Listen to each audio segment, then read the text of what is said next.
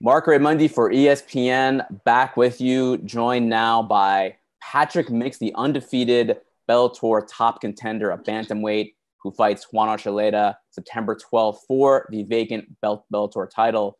Patchy, I see you're with Holly Holm, or at least maybe a cardboard cutout of Holly Holm. Obviously, You're at Jackson Wink MMA in Albuquerque. How are things going down in New Mexico? They're going great, man. Jackson Wink's this is my second home down here. I travel down here for all my fights, so it's going great, man. I had a really good camp so far. So, me and my team, we just been hitting it hard, and we're really excited for next Saturday. You were supposed to fight Archuleta earlier. I believe it was the end of July or maybe the beginning of August. Have you been in Albuquerque that entire time? Have you been in camp this like entire summer, basically? Basically, I've been in camp this entire summer. I was getting ready for him for July 24th, and then he had to pull out for whatever reason. And I went home for about a week and a half to see my daughter, see my family. And then once we rebooked it, I just came straight back, and we just hit the ground running straight away. Is that hard being away from the family? And you're from upstate New York originally. Is that correct? Yeah, I'm from Angola, New York, or more well-known Buffalo, New York. So it's upstate, but yeah, it's also hard to be away from the family. For sure, with my daughter being so young, she's just a little over 2 years old. It's tough to be away, but it's the sacrifice I need, for my family. And, I know she's in good hands with my mom and, her mom's side of the family back home. Is there any plans possibly in the future to move the family to Albuquerque? Yeah, man, we'll see. We're trying to take it a day at a time right now, but, if all goes well with the belts and, I would like to be down here permanently training just because, I really improve when I'm in Albuquerque as opposed to being at home. At home, the local scene is very, very small in the Western New York area I'm from. And MMA is not, that big or high level. I think it was on your Instagram, or it might have even been Jon Jones' Instagram, where I think you were asking Jon for advice, or you guys were having some kind of conversation. First of all, how nice is it to have really the greatest fighter of all time as kind of like a mentor, a guy that you can kind of bounce things off of? It's good. I commented something to him the other day. I seen him working in his house. So I think me and my coach Brandon, we're going to go down there this weekend, watch some film together, just get, one little last talk, one little last, some advice right before I leave. I think it'll put me in a good mindset. And, I'm blessed to be able to take knowledge from, the GOAT, which they say, never lost. I think should be 27-0. So I'm blessed to be able to, communicate with someone of that stature and try to mold myself to be the next, big star from this gym, undefeated big star on a big streak. And not just only him, just the coaches in general. All my coaches have also coached the greatest of all time. So I know I'm in good hands, and I really trust my training, and I trust my my coaches. I trust their guidance. Do you have any kind of special kind of connection with Jon, because both of you guys are both upstate New York, born and raised, and then moved to Albuquerque, of course, probably have a lot in common? Yeah, definitely a lot in common. He wrestled at Union Endicott. I wrestled my whole life. I was wrestling at the States, New York State tournament as well. But yeah, man, the connection just is how much I look up to those guys. You know what I mean? Not just Jon, I'm surrounded by world champions, some of the best fighters in the world. So not just Jon, Michelle Watterson, Holly Holm, John Dodson, all these guys that basically paved the way when I was younger. So I get to see them on a everyday basis, and I take motivation from all, each one of them. For sure. It's obviously a great gym down in Albuquerque. I wanted to ask you something actually very specific. Your name is Patrick Mix, of course, but people call you Patchy, not Patty, not Pat. So yeah. where does the nickname Patchy come from? Well, I was basically raised from, my mom and my grandfather, and they've been bringing me to wrestling tournaments my whole life. And my family is actually the ones, my grandparents, they gave me that name when I was a young kid. And, they called me Patchy my whole life. So that's just what I've always gone by, from my family. And then, all my friends in school, growing up. And then furthermore to when I started fighting, it wasn't they introduced me as Patrick, maybe a couple fights, but right after, a few fights, then they kind of caught on. Even Bellator, I think my first fight, they introduced me as Patrick. And it was, I was in the cage and I didn't know. I felt I was in Madison Square Garden. They were like, Patrick, Patchy, Mix. And I was like, no, man, you got it wrong. You got it wrong. So, yeah, so you man, just straight up Patchy. That's what you want to be called, Patchy. Yeah, my family's called me that my whole life. Everyone that knows me has called me that. Everyone around the gym, you know what I mean? So, yeah, man, that's what I go by. And, that's basically my name, man. For sure. Okay, good to know. So next time we do this, I'll introduce you as Patchy Mix, not Patrick. My apologies. For sure. No, you're all right, for sure, man. I get it a lot. Especially doing different types of interviews and meeting different type of people, For sure. And this is the first time that I've interviewed you, so give me a pass, please, on that one. And no, you're good, man. I also want to ask you. I mean, you are an up-and-coming guy. You're 13-0. I think you have you finished your last 7 fights, and you're fighting for the Bellator title next week. But I feel like a lot of MMA fans, especially the casual MMA fans, don't really know a whole lot about you. So what are some things that we should know about you? What are some key points? Who is Patchy Mix? Yeah, man. I think I fly under the radar, which I kind of like it, because it's given me an opportunity to basically get here without the pressure that maybe other fighters have. But yeah, man, I finished my last 8 fights. I'm a finisher. I like to go out there and finish people. I like to put them away. I'm on a 24 fight winning streak. I was an undefeated amateur I think I had 8 finishes in the amateur as well. I'm just a guy that loves to train, man. You will not see me outside the gym. Greg Jackson's almost has to pulling me out because I train so much to tell me that, you have to take rest, Pat, because, your body's like a Ferrari, you start messing up the parts, they're expensive to fix. So, he keeps me grounded with that. And, I'm just a student of the game, man. I feel like I train just as I did when I was an amateur, and I treat myself just as I was when I was an amateur as well. Meaning the star power, I'm super humble. I like to give back to my team. You'll never see me on the mat. I'm always the first one on the mat, last one to leave. And I like to give back to the people that are helping me because I'm very grateful to be, in the position I am with the skill set that I have and to be on this type of streak that I'm on. What's life like growing up in Western New York? I'm actually from Queens, New York. I'm from New York City. Yeah.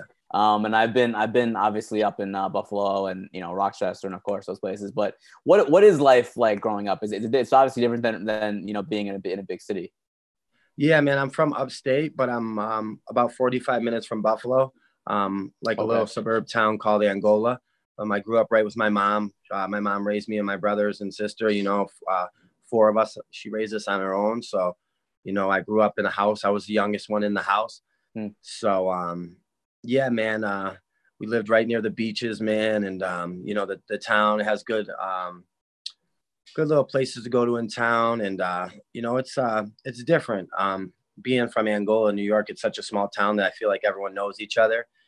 And I've been very grateful for the support because it's such a small town that ever since I was a kid, I'm really doing really well and breaking records and killing it in the wrestling game. I had a lot of support from my local area.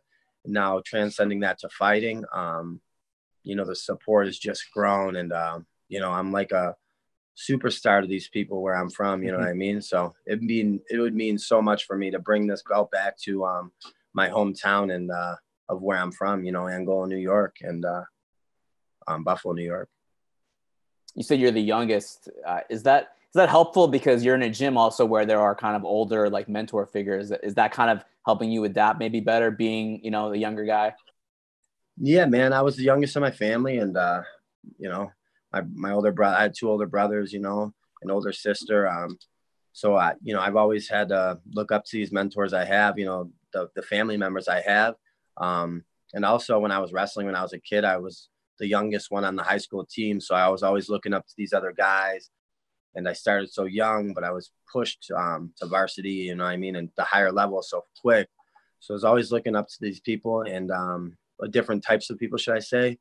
And it's helped me, because being out Jackson Wink. I came here so young. I think I was like 23 years old. But from the moment I walked into this gym, I've been training with some of the best fighters in the world from the exact moment I walked in here. So I've been doing well. So I've been pushed, you know, with the best fighters in the world. So I did look up to them, you know, and I still do.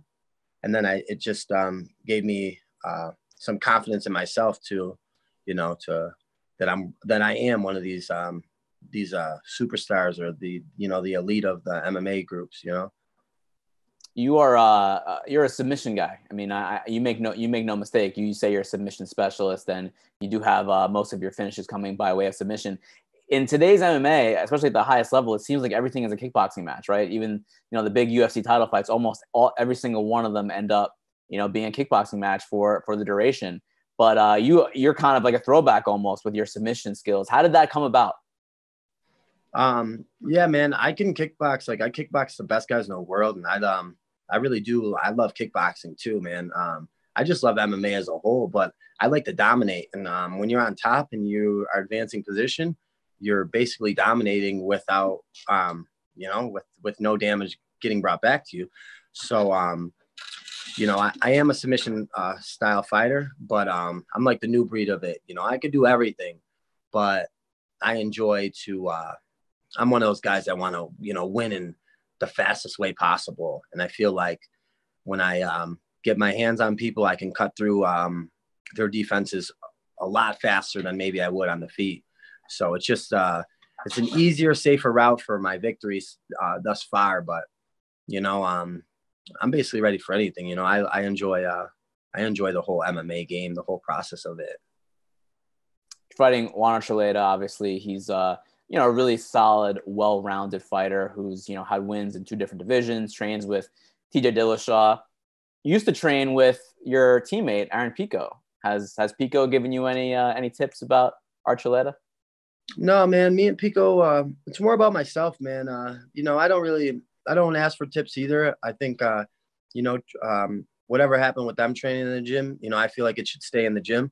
So I don't really need any tips from Pico. I just, I like to get to work with them and try to become a better martial artist each time.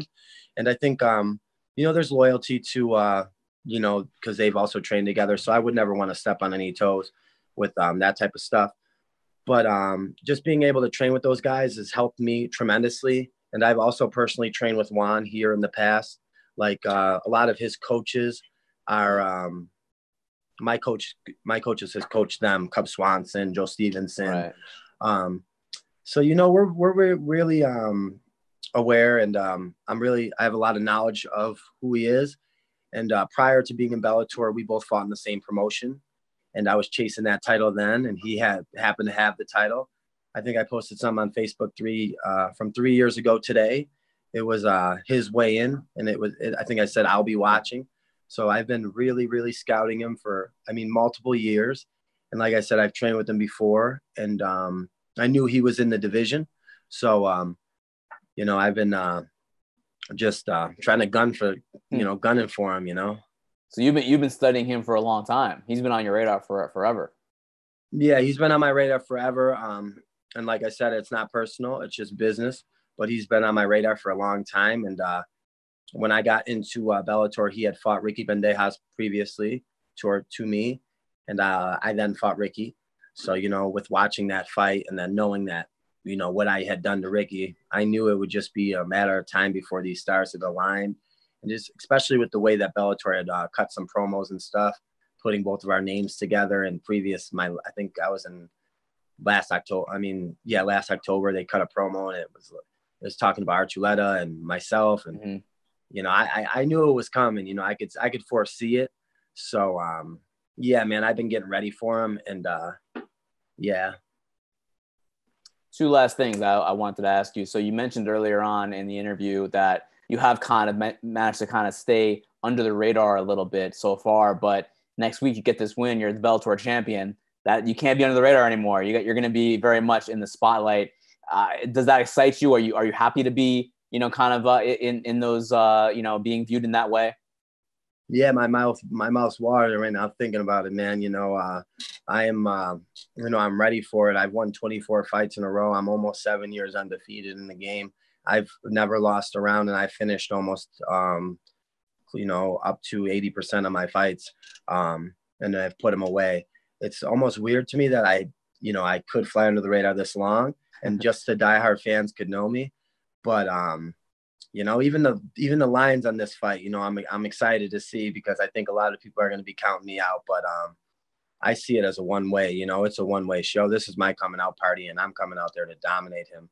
I don't see myself losing in any sort of aspect of the game with him, and I plan to go out there and be the one to put him away. I plan to go out there, dominate him, and put him away, not catch him. I plan to dominate him and put him away in a spectacular fashion, true Patchy Mix fashion. Whenever I fight, there's a certain aura, and anyone that's have gone to watch me, anyone that knows me, knows that. So, next Saturday night, I plan to make magic happen, and before he knows it, I'm walking out of there with the Bellator world title holder. So this weekend, you and Brandon Gibson are gonna go over to Jon Jones's house and possibly watch some final tape with him. Is that the plan right now? Yeah, I'm going to talk to Brandon tonight. I'll be in, I got some pad sessions with him. I'll also be in his class. Like, I take every class I can here, man. Like I said, I'm a student. So I'll be in his class, and we'll chop it up. We'll talk. John had told me to have Coach call him. So I'm going to see where we're at. And I'm hoping to go over there and hoping to get a little knowledge, a few more pointers. And, who knows, man. Maybe people will see a big knockout next week. Who knows? I got a lot of stuff that people haven't seen. I've only been 6 minutes in this promotion, 6 minutes in the big show now. And it's been 3 fights, 6 minutes. I never took in a punch, and I earned myself a title shot. So, now I'm ready. I'm ready for anything, I'll go to war if I have to, but I'm planning on dominating them and putting them away. If you see Jon Jones this weekend, can you do us a favor?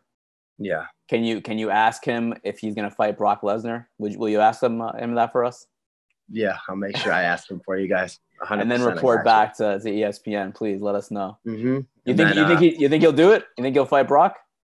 I don't think it's a good fight for Brock. So I mean, for his sake, I hope it doesn't happen, because I think Jon Jones knocks him out viciously. That guy. No offense to Brock Lesnar. He's a big star and smoke and mirrors and stuff. He's a big show, but that guy can't fight. I'm sorry, man. Damn. Heated words for Brock. I'm sorry, man. I call it how it is, man. He held on to Marc and barely beat him. So held on to him. So he'll never be able to do that to Jon Jones. Jon Jones has too many weapons, and like we said, he's the GOAT, man. I think he can. I think he can go and capture that heavyweight crown too. You know what I mean? So that's what I really like to see, is him go get that win over Stipe. You know what I mean? And bring that heavyweight world title back to Jackson Wink, the 505 here, man. Just like I'm doing next Saturday. Awesome. Well, we'll wrap it there, man. Patchy Mix. I got it right this time. Patchy, not Patchy. Yeah. Patchy Mix, September 12th. Juan Archuleta for the vacant bantamweight title in Bellator at Mohegan Sun in Connecticut. I wish you the best, my friend. Thank you so much for this interview. Hey, thank you so much. I appreciate you, brother. Thanks for watching ESPN on YouTube. For live streaming sports and premium content, subscribe to ESPN+.